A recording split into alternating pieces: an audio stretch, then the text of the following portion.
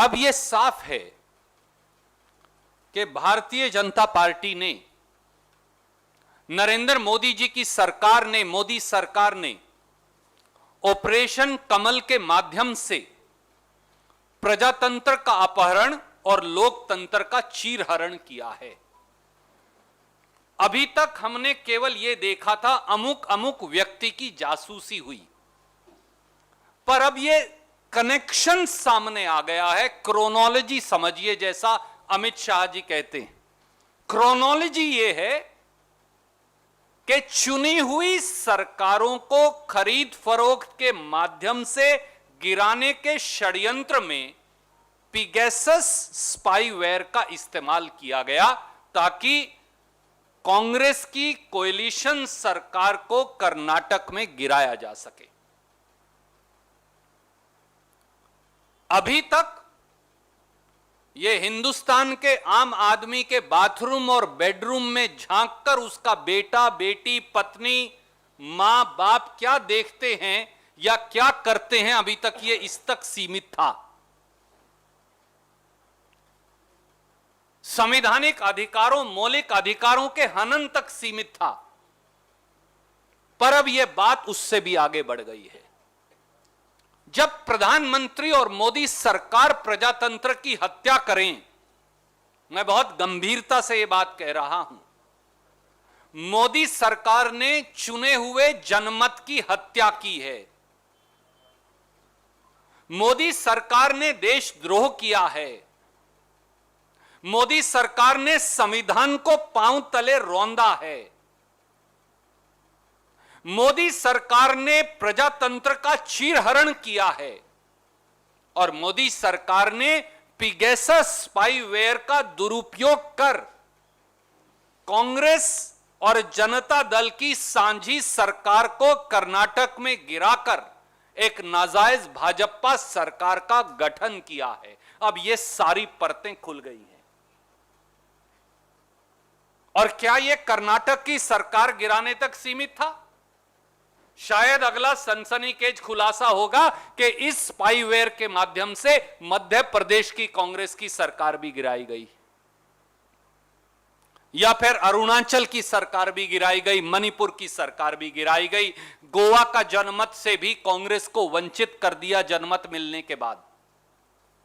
और न जाने कहां कहां कौन सी सरकारें गिराई गई, यह सब अब सामने आ जाएगा।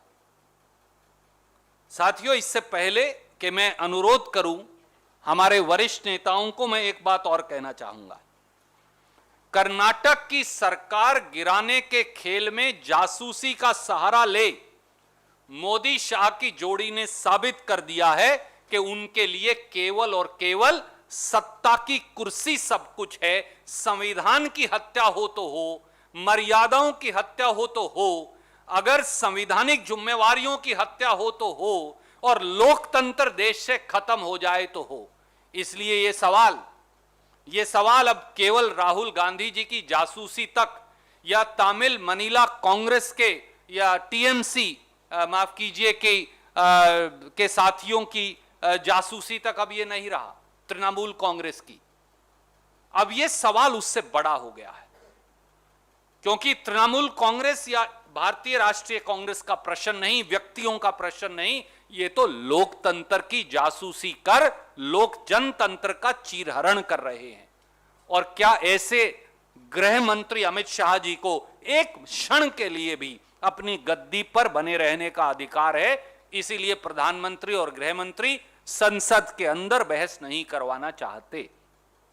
मैं अब बिल्कुल सीधे अनुरोध करूंगा, पहले आदरणीय खड़गे साहब से, उसके बाद श्री केसी वेणुगोपाल जी से, फिर सिद्धारमैया जी से, डीके शिव कुमार जी से और अधीर रंजन चौधरी जी से, कि वो अपनी बात आपके समक्ष रखेंगे और आगे की रणनीति की चर्चा करेंगे। आदरणीय खड़गे साहब।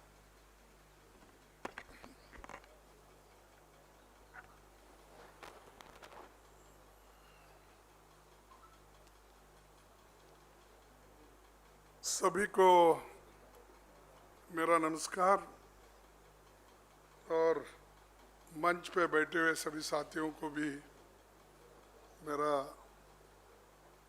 नमस्कार है। माध्यम के सारे मित्रों को भी मैं नमस्कार करते हुए जो अभी हमारे मीडिया के मुखिया हैं, उन्होंने सारी बातें बताई है। कल भी हम इसी मंच पे बैठे थे। चंद व्यक्तियों के नाम उसमें लाया गया था और लीक हुआ था, तो इसीलिए हमने सोचा कि सिर्फ चंद व्यक्तियों के पीछे ही वो या उनके एक इमेज खराब करने के लिए वो काम कर रहे, ऐसा मुझे कल महसूस हो रहा था। इससे पहले तो मीडिया का हुआ, फिर कल व्यक्तियों का हुआ, आज संस्थाओं का हो रहा है। डेमोक्रेटिक इंस्टीट्यूशंस को खत्म करने के लिए ये साजिश रची जा रही है और वो यशस्वी हो रहे हैं। जैसा कि सुरजेवाला जी ने कहा, आज हमारी कर्नाटक सरकार गिराने की कोशिश कौन किए, ये तो बाहर अब निकला।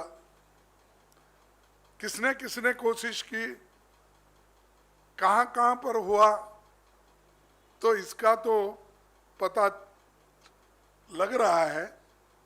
तो कल के दिन भी और गंभीरता से हम विचार करेंगे, लेकिन आज मैं इतना ही कहूँगा कि पूरे डेमोक्रेटिक इंस्टीट्यूशन को और डेमोक्रेसी को ख़त्म करने के लिए मोदी जी और शाह जी तैयार हो गए हैं। और बातें तो भाषण बहुत करते हैं, डेमोक्रेटिक वे से ही वो सत्ता हासिल किए हैं, लेकिन डेमोक्रेसी को ख़त्म करके अथॉरिटेटिव डिक्टेटरशिप चलाने की कोशिश वो कर रहे हैं। इसीलिए मैं कहूँगा कि सिर्फ अब जो कर्नाटक का बाहर आया, तो मैं ये समझता हूँ कि इसी का इस्तेमाल ऐसा स्पाइंग करके सारी मालूमात लेके उन्होंने मध्य प्रदेश का किया होगा और गोवा का किया होगा और मणिपुर का किया होगा, अरुणाचल का किया होगा। ऐसे बहुत से स्टेट को अब महाराष्ट्र में भी हाथ डालने की उनकी कोशिश हो रही है। तो इसीलिए हम अब हमारे पास लड़ने के सिवाय और कुछ हथियार नहीं, और लोगों के पास से जाना पड़ेगा और लोगों को ये बताना पड़ेगा। तो खैर, मैं कल ही वो कहा था कि इस इशू को हम पार्लियामेंट में उठाएंगे और राज्यसभा में उठाएंगे। राज्यसभा में पहले इस पे उठाए थे, लेकिन कोविड की वजह से वो वहीं पर रुक गया। फिर इसको फिर हम उठाएंगे, लेकिन लोकसभा में हमारे मित्र चौधरी साहब और सारे पार्लियामेंट के मेंबर इस सवाल को उठाकर आज हाउस को उन्होंने बंद कर दिया। और सभी हम चाहते हैं कि असलियत बाहर आ जाए और डेमोक्रेसी के हिफाजत के लिए, संविधान के हिफाजत के लिए हमको क्या करना है वो कदम हम उठाएंगे। कल ही मैंने कहा था कि जो शाह ऐसे काम कर रहे हैं, इसके लिए वो अधिकार में रहने के लायक नहीं है, ये हमने कहा था। अधिकार वो मॉरल ग्राउंड पे ही नहीं, जो इन्वॉल्वमेंट उनका इस पे है, उस आधार पर वो खुद ही राजीनामा देना चाहिए। और इसकी इंक्वायरी भी प्राइम मिनिस्टर इसको पुष्टि कर रहे हैं, तो प्राइम मिनिस्टर साहब का भी इंक्वायरी होना चाहिए। आज मैंने देखा फ्रांस में इसकी इंक्वायरी जांच हो रही है, जो ये अपने स्नूपिंग किया जा रहा है, जो इजराइल कंपनी से आप खरीद कर जो कर रहे हैं, उसके फ्रेंच गवर्नमेंट ने इंक्वायरी शुरुआत की है।